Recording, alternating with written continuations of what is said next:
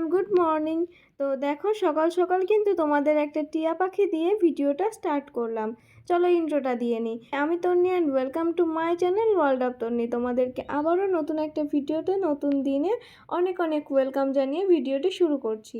দেখেছো আমার বরের কাণ্ড? কেমনভাবে শুয়ে আছে। আসলে এখন বাজে ওই 8:30 মতো। আর সকালবেলা মানে ভোরবেলায় 5টার দিকে কারেন্ট গেছে চলে।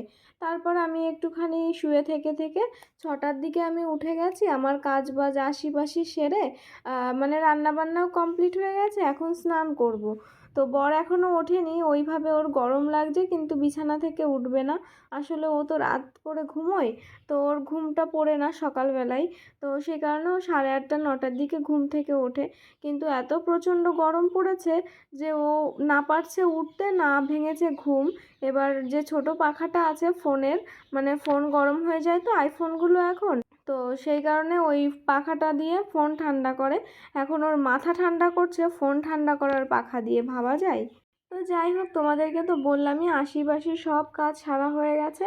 এখন ওই স্নান করব বললাম যে, তাই ভাবছি কুলারটায় এখন জল ভরে নিই। আর তোমরা তো জানোই কুলারে নতুন মোটর লাগানোর পর থেকে দিনে 2বার আমার জল ভরতে হচ্ছে, আর আমার প্রচণ্ড কষ্ট হয়ে যাচ্ছে। আর তাও তো আগে ঘরে ছিল কুলারটা, নিচু ছিল, জল ভরতে সেরকম প্রবলেম হতো না। তবে এখন বাইরে বের করার পরে আমার প্রচণ্ড প্রবলেম হচ্ছে, মানে একটু উঁচু হয়ে গেছে হাইটে। আর 1 বালতি জল এইভাবে ভরে নিয়ে উঁচু করে ঢালতে না আমার প্রচণ্ড সমস্যা হচ্ছে। ব্যাকগ্রাউন্ডে হয়তো তোমরা কোনো সাউন্ড পেতে পারো বিকট একটা। আসলে আমি ভয়েস ওভার দিচ্ছিলাম এখন, আর বারবার কারেন্ট যাচ্ছে আর আসছে।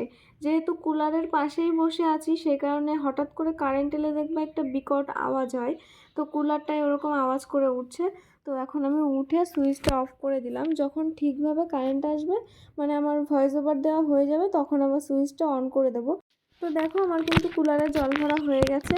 আর এই সকালবেলায় 2-3টে বাসন হয়েছে, মানে বাবু খেয়ে গেল, তারপরে আমিও কিছু একটু ব্রেকফাস্ট করেছি। তো ওই 2-3টে বাসন হয়েছে, ওই 2-3টে বাসনই মেজে রাখবো। চলো তোমাদেরকে আরও একটা জিনিস দেখাই। আসলে কিছুদিন আগে বাবু তো লাউয়ের গাছ, মানে বীজ ছড়িয়েছিল, লাউয়ের গাছও উঠেছে, মানে অঙ্কুর বেরিয়েছিল। এখন সেই গাছগুলো কিন্তু অনেক বড়ই হয়েছে, মানে 1 হাত মতো হয়ে গেছে। আর আগের দিন যে উচ্ছের বীজগুলো রেখেছিলাম, আর তারপরে আবার কিছু উচ্ছের বীজ বেরিয়েছে উচ্ছে কাটার পর, তো সবগুলো বীজ ছড়িয়ে দিলাম। আর দেখো এখানের পেঁপে গাছটা কেমন পাতাগুলো শুকিয়ে শুকিয়ে নুয়ে পড়েছে। চলো তোমাদেরকে আরও একটা জিনিস দেখাই। দেখো আমাদের এই ছোট্ট ডালিম গাছটায় কত ডালিম ধরেছে। এইবার কিন্তু এই বড় গাছটার থেকে ছোট গাছটায় আরও বেশি ডালিম ধরেছে। কিন্তু এই গাছের ডালিম আমরা খাই না, যারা আমার আগের ভিডিওগুলো দেখেছো তারা জানো। তারপরে এই দেখো আমার সেই পাখিটা, মানে অনেক দিন মাঝে দেখতে পেতাম না, হঠাৎ করে আবার 2-3 দিন ধরে দেখছি, তো তাই শেয়ার করলাম। আসলে বাইরের এই গ্রামের পরিবেশটা অনেক সময় ভালো লাগে, তবে আমার এইখানে যে গ্রামটায় থাকি এই গ্রামের পরিবেশ আমার একদমই ভালো লাগে না। কেননা মানে কি বলবো, একদমই বিকট একটা জায়গা, রোদ প্রচণ্ড। আর কলকাতার দিকে গ্রামের বাড়ি হলে মানে একটা ব্যাপারই আলাদা, সব আবহাওয়া নেওয়া যায়, সব রকম ফিল পাওয়া যায়। কিন্তু এখানে শুধু রোদ আর রোদ, আর শীতের টাইমে শুধু শীত আর শীত। না কোনো মানে কোনো একটা ব্যাপার নেই যেটা গ্রাম ঘুরে দেখবো বা কিছু, মানে আমি তোমাদেরকে বোঝাতে পারছি না। তো যাই হোক, দেখো এখানে আমি জামা কাপড়গুলোও ধুতে বসিয়ে দিয়েছি, মানে মেশিনে। আর আমাদের এই যে টিভিটা কিছুদিন আগে দাদু এলে আনা হয়েছিল। তো যতদিন দাদু যাওয়ার পর খেলা চলছিল, মানে আইপিএল খেলা, তখন বাবু একটু টিভিটা ধরাতো। আর আইপিএল খেলা শেষ হওয়ার পরে কিন্তু টিভির কাছে কেউ আসেনি। আমি তো দেখিই না, আর আমার বড়ও দেখে না। বাবু মাঝে মাঝে একটু দেখে, তা আইপিএল খেলা শেষ হলে আর দেখেনি। আর কেমনভাবে সেট টপ বক্সটায় কেমন ধুলো পড়ে গেছে দেখতেই পেলে, দেখেছো? তাই একটু মুছে টুছে রেখে দিলাম, মানে ওইভাবে তো তোমাদেরকে দেখালাম, পরে আমি মুছে রেখেছি। আর দেখো আজকে সকাল আর দুপুরের কি ছিল মেনু: বেগুন ভাজা, আমের টক, আর উচ্ছে দিয়ে আলু দিয়ে একটা শুক্তো টাইপের করেছিলাম, ওটাই। আর এই যে পান্তা ভাত রয়েছে, মানে এখন হয়ে গেছে বিকাল, তাই দেখাচ্ছিলাম যে কি কি আছে। যেগুলো রাখার সেগুলো রেখে দেবো, আর যা ফেলে দেওয়ার ফেলে দেবো। আর আমার বর এখন নিয়ে এসেছে সবজি, আর নিয়ে এসেছে চিকেন। তো দেখছি এখন যে কি কি সবজি এনেছে। আসলে ওকে যদি সবজি আনতে বলি না, মানে 3 দিন যদি বলি, 2 দিন ওর মনে থাকে সবজি আনার কথা, আর 1 দিন ভুলে যায়। তো ঘরে সবসময়ই সব কিছু থাকে, আগে থেকে আনিয়ে রাখি যাতে পরে প্রবলেম না হয়। আর সবথেকে ঘরে না সবসময় সব জিনিস রেখে দেওয়াটাই বেটার। মানে বাড়তি বাড়ন্ত বলে না, যে জিনিস বাড়িতে শেষ হয়ে যায়, তো সেই সংসারে আমি মনে করি অভাব অনটন কখনো ফুরোয় না। তো আমি সবসময় এক্সট্রা জিনিস এনে রাখি, মানে সব কিছু না থাকলেও কিছুটা জিনিস থেকেই যায়, কেননা যাতে পরে আমার এটা না ভাবতে হয় যে ঘরে কিছুই নেই খাওয়ার জিনিস। দেখো সবজিও এনেছে, তার সাথে আমও এনেছিল কাল, তো আমি এখানেই রেখে দিয়েছিলাম, পরে আমি ওই ঘরে ফ্রিজে রেখে দিতে ভুলে গেছি। আসলে কাঁচা আম এনেছে, দেখতে ভীষণ ভালো লাগছে, তো আমি ভাবছি ওই আচারটুকু শেষ হলে আবার একটু আচার করব, কেননা ঘরে ফ্রিজের মধ্যে প্রচণ্ড পরিমাণ, মানে অনেক বেশি হয়ে গেছে, না হলেও 2 কিলো কাঁচা আম আছে। তো ভাবছি 2 কিলো হবে না, 1 কিলো কাঁচা আম আছে, আর 1 কিলো কাঁচা আমে মাঝারি সাইজের বুঝতেই পারছো কতগুলো আম হয়। প্রতিদিন টক করি আবার নিয়ে আসে, মানে ঘর থেকে কাঁচা আম শেষই হচ্ছে না। তো দেখো কত বড় বড় কাঁচা লঙ্কা, এইখানে না প্রচণ্ড বড় বড় কাঁচা লঙ্কা পাওয়া যায়। আর মানে একটুও ঝাল নেই, কি বলবো। আমরা যখন কলকাতা থেকে আসি তখন কিন্তু আমরা কাঁচা লঙ্কা কলকাতা থেকেই 2 কিলো 2.5 কিলো করে নিয়ে আসি, আর এসে এনে ফ্রিজে রেখে রেখে খাই। তবে এইবার অনেক দিন হয়ে গেছে, মামুনি গেছে, ছোট্টু গেছে, সবাই চলে গেছে, তারপরে আর আনা হয়নি।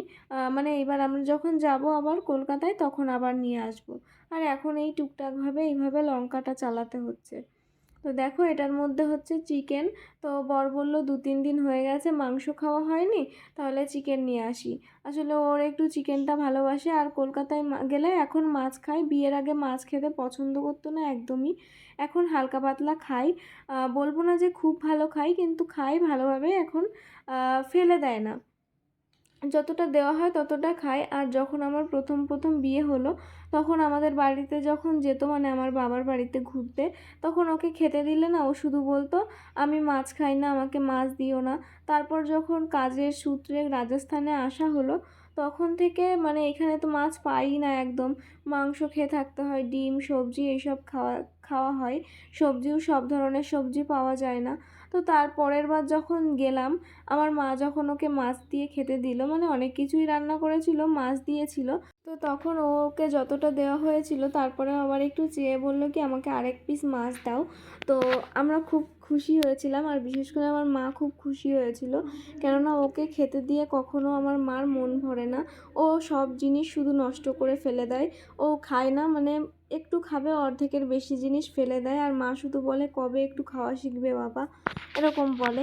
তো যখন ও চেয়ে খেয়েছিল খুব খুশি হয়েছিল, মা বলেছে দেখ রাজস্থানে থাকতে থাকতে এখন একটু মাছের দিকে মানে ভালো লাগা আসছে ওর। তো দেখো অনেক কথাই তো শেয়ার করলাম। তো বর তো চিকেন নিয়ে এসেছে, এবার চিকেনটাকে তো রান্না করতে হবে তাই না, শুধু বক বক করলে হবে।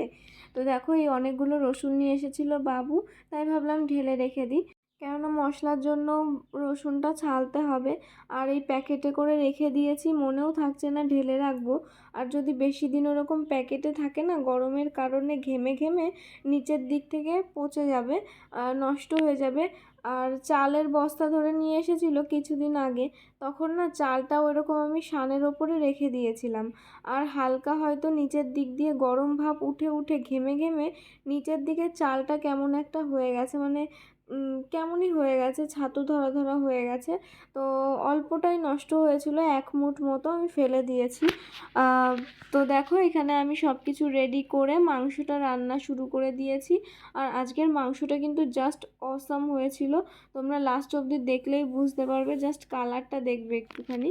আর কারেন্ট ছিল না, আমি চার্জার লাইট ধরিয়ে রান্না করছিলাম, তারপরে আবার ফোনেও চার্জ ছিল না, ফ্ল্যাশটাও অন করতে পারিনি সেখানে, তাই যতটা পেরেছি ততটাই শেয়ার করার চেষ্টা করেছি, আসলে ভিডিও ক্লিপ সেভাবে নিতেই পারিনি। তবে হ্যাঁ এতটা গরম লাগছিল আর কারেন্টও নেই। আমি তো অন্যদিন যখন রান্না করি তখন পাখা চালিয়ে রাখি, একটুখানি গ্যাসের ধারে রান্না করি দাঁড়িয়ে দাঁড়িয়ে, যতটা নাড়ানোর দরকার ততটা, তারপর আবার পাখার তলায় গিয়ে বসি। আর আজকে বাইরে গিয়ে গিয়ে বসে থাকছিলাম, এতটা গরম লাগছিল তাই। তো দেখো আমার রান্নার মানে চিকেনের কালারটা কেমন হয়েছে, আমার তো বেশ ভালো লেগেছে, আর বাবু আমার বর সবাই খেয়ে কিন্তু খুব ভালো বলেছে। আর আমি যা রান্না করি না কেন সবাই খেয়ে খুব ভালো বলে আমাকে। এটাতেই শান্তি পাওয়া যায়। কেউ যদি কিছু কষ্ট করে রান্না করে না, রান্না সে যেমনই করুক তাকে যদি একটু বাহবা দেওয়া হয় তার পরের দিন আবার কাজ করার আনন্দেতে সে আরও একটু ভালো করে করার চেষ্টা করে। তো যাই হোক, এই ছিল রাতের মেনু, আর দুপুরেরও কিছু রয়েছে। এইগুলো দিয়ে ডিনারটা কমপ্লিট করব। দেখা হবে নেক্সট ভিডিওতে। Bye, take care.